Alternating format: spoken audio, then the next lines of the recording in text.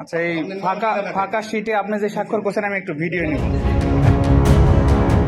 Vote কেন্দ্রে ফলাফল ঘোষণার আগেই রেজাল্ট শিটে স্বাক্ষর ও সিল দেওয়ার অভিযোগ উঠেছে প্রিজাইডিং কর্মকর্তা নাজিম উদ্দিনের বিরুদ্ধে। স্যান্ডেলিনা সো, রূপচর্চায় আভিজাত্য।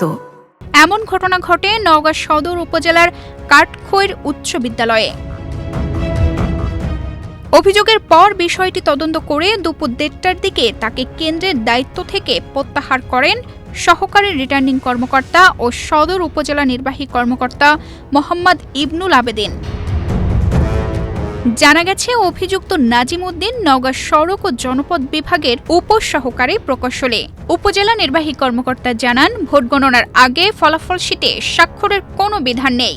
অভিযোগের সত্যতা পাওয়ায় তাকে অব্যাহতি দেওয়া হয়েছে এবং কেন্দ্রে নতুন প্রিজাইডিং কর্মকর্তা নিয়োগের প্রক্রিয়া চলছে। তানজিদা রহমান, ইনায়া, বাংলাদেশ প্রতিদিন।